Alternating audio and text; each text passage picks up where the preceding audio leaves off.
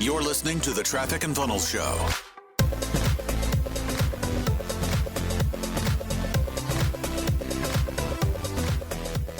Hey guys, this is Alan, producer of the TNF Show.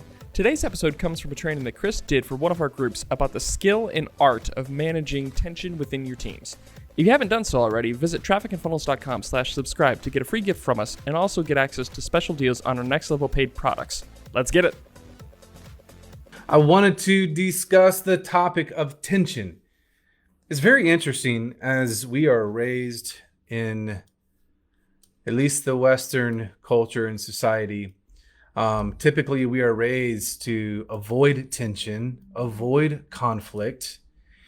And then when we become adults, we don't know how to handle it. Case in point, America 2020. There's a lot of tension. There's a lot of things going on. Of course, a lot is inflated by the media. We all know that because we're marketers. We are persuasion artists. But I think that we are not raised in the art of handling and dealing with tension. And I would say it is an art. It is definitely a skill. A skill. That was my Southern accent coming out. Oh, my Alabama roots. A skill that needs to be developed. And I see this crossover in many businesses as well, where I'm coaching some people directly right now. And I say that this is part of it where leaders have a challenge in there being tension in their organization because they might be afraid of offending someone, or they might be afraid of what someone thinks or what someone might say about them. So it becomes a thing to where instead of embracing tension in our business, we tend to avoid tension. We tend to push tension off. And that actually does an incredible disservice for you, because I believe that you actually need tension to have an effective, efficient organization, because you have multiple parts to your organization, right? You've got marketing, you've got sales, you've got client success, you have operations, you have profit management. And all of those different parts of your business, the leaders, the people in those parts of your business, they are incentivized for different things, right? The goal of marketing is to be as aggressive as possible, to provide as much opportunity as possible for the sales team. The sales team, their objective is to bring as many units into the business, as many new customers, clients into the business as possible. And so there could be, or commonly is an issue where sales is like, dude, I need more opportunity, vice versa. CS is like, guys, why are you bringing in all these people who aren't qualified, right? There's different incentives, there's different motives. And that doesn't mean it's bad. You actually need to embrace that. And what we've done is set our organization up in a way that has allowed us to step out and let people within the organization lead by embracing that tension. And so we have it set in our business where the people within those different parts of the business, they are the guardians of their part of the business. So Mike Heiser in Traffic Funnels, he is the guardian of making sure that we have as much opportunity as possible. He's got constraints, he's got goals, he's got projections and things that do set some proper boundaries for his organization, but he is the trustee of that. Peyton is the trustee of pushing as many units as possible. Alex is the trustee of client success and making sure our clients get results and providing an environment where clients want to continue the relationship. Tommy is the trustee of being the guardian of our profit and making sure that day-to-day operations are working and they're moving in the right direction. So I think tension is absolutely crucial because that's where you find the best outcome. Right? If I always had Taylor agree with everything that I came up with, that would not be good, because we'd be way off in the future and we'd probably do things out of the wrong time. And the same is for if I agreed with everything Taylor came up with, we'd be lighting a lot of things on fire, right?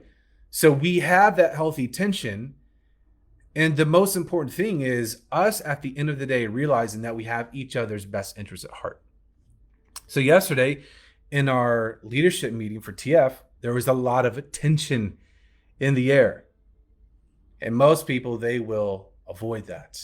But we have decided to embrace it. And now listen, it will force difficult conversations.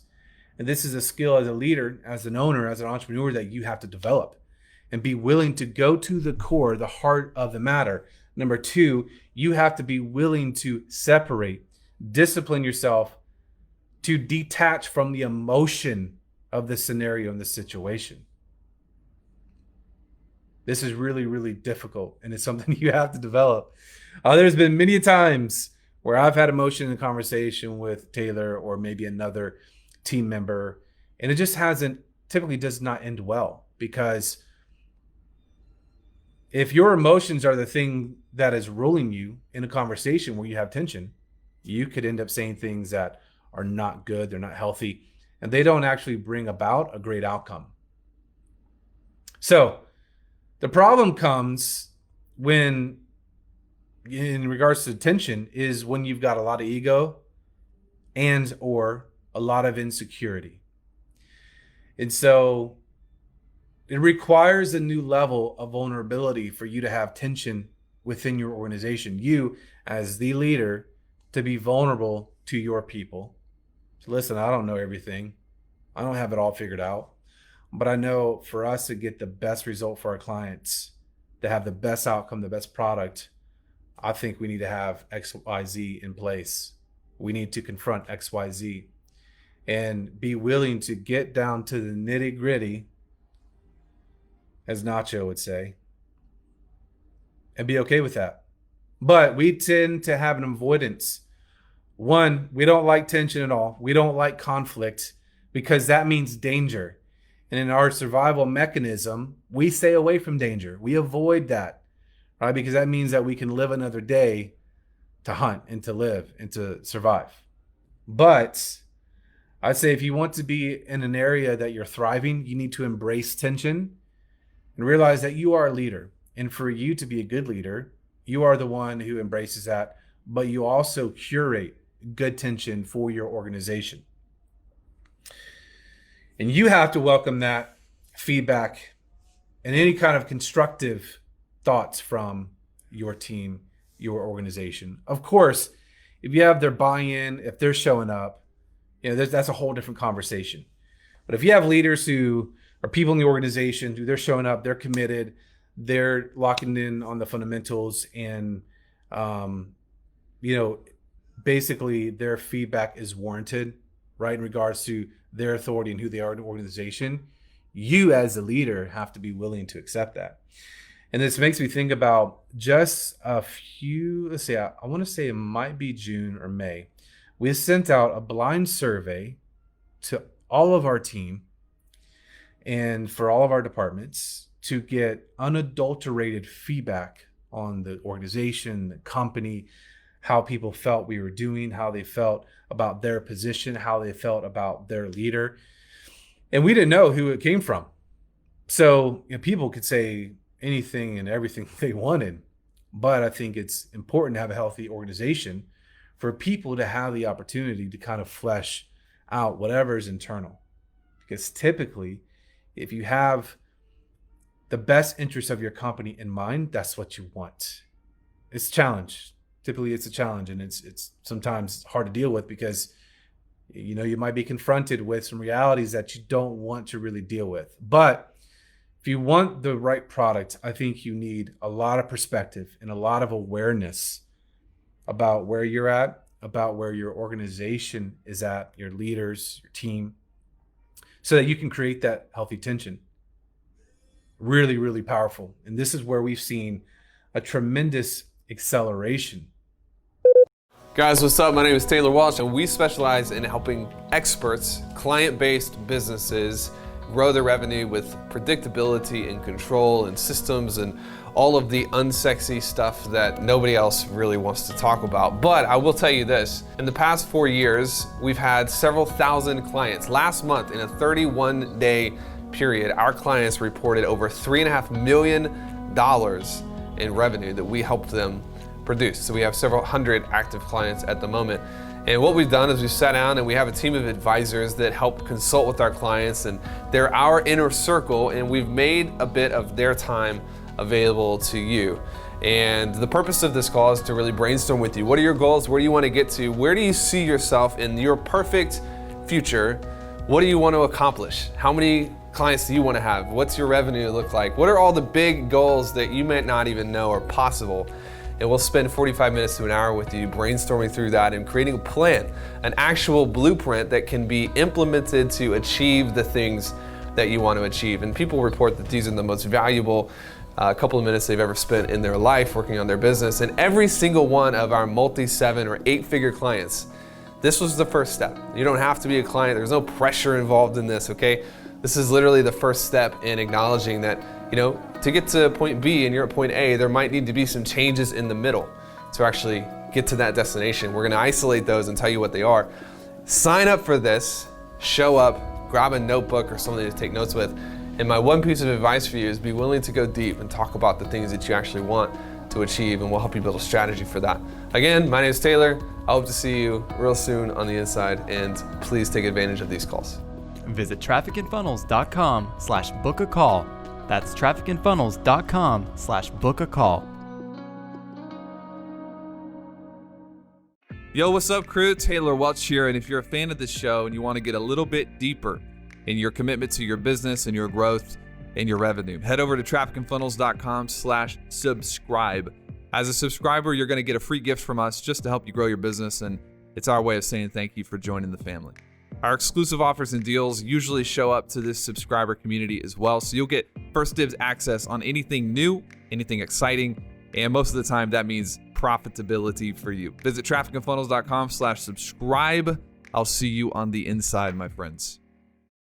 It is crucial for you to be able to separate yourself, right, from whatever the feedback might be, whatever the situation, whatever tension might be there, from your own emotions. Because if not, that's where it gets difficult.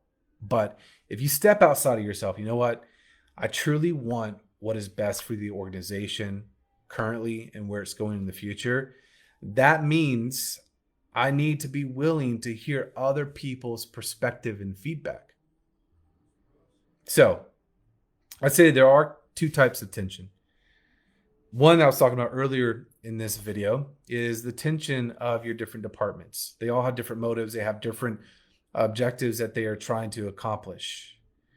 And you don't really want one department or leader pulling too far. You want some kind of equality, an equilibrium within your departments, to where marketing can't just go out, for example, and go from 2,000 leads to 5,000 leads, right? Or 200 applications to 600 applications.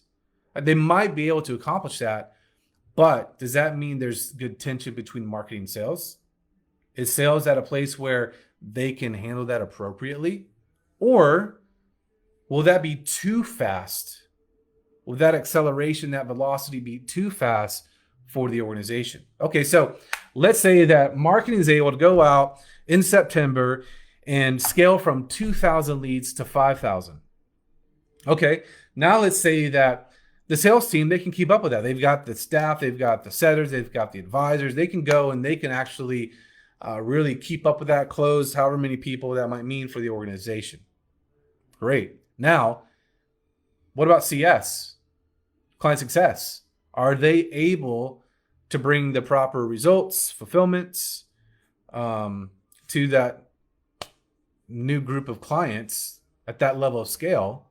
Or are they going to just completely break down? Right? So when you're considering growing your company, tension is a requirement for that growth. The other part of tension is that it allows you to see what part of the organization might be weak. So let's say if sales, they're closing high percentage, they're locked in, like they are really efficient on their lead volume. And so they're out ahead, right? And then maybe they could close another 20 a month or another 10 sales a month, right? And let's say that client success, man, they can handle that. Like they've got great leadership. They have their processes dialed in to where they can take on another 20 clients a month. So, right, you've got marketing, you've got client success out ahead, but they're being held back by marketing. Sales and CS, they're ahead, but marketing's holding them back, right? You can identify based on tension what part of your organization might be lacking. And then the second part of it is just interpersonal tension within the people in a healthy way. It's not adversarial. It's not me against you. It's just as one unit, one organization trying to achieve the same things. And so what I've done in the past is I've just run way far out ahead. And it's not proper. It's not appropriate for the organization. So I need to consider my other people on the front lines, the other soldiers. If I'm just running out ahead, that could indicate something to where that maybe I've got some capacity, some things figured out that maybe I need to go back and help my other people on the front line, lock them in, get them to a new level, right? So it's not what's best for me. It's not what's best for Peyton. It's not what's best for Tommy, for Taylor. Ultimately, it's what's best for the organization. And ideally, what's best for the organization is best for all the individuals. So I would ask yourself right now, 1, do I have enough tension within my organization? 2, are all the people that are part of that process, are they bought in? Are they okay with that tension? 2, is the tension healthy? Is it a place where we have this vision as, for the organization, we're all on the same page, we've all agreed to these objectives, these goals, these projections, to where we all know what we need to do for our part to get the organization to that level. You got to have the buy-in of your people. It's pretty important, right? Because you want some internal tension within your people so that they can handle the external tension between the different departments, leaders, whatever's going on. So this is when you get to a place where you've got shared burden. So if you are the leader in the business, the organization, and you feel like, man, I'm carrying all the burden, it's because either you're not willing to have tension, meaning you are not willing to offload that burden to other people, creating tension, creating and assigning responsibility within the organization. Or, it could also be that you just really don't want that. And maybe you just need to be an employee somewhere, right? It all comes down to what you want at the end of the day. Thanks for listening. For more from Chris and Taylor, visit trafficandfunnels.com and get a free gift just for being a subscriber. That's trafficandfunnels.com.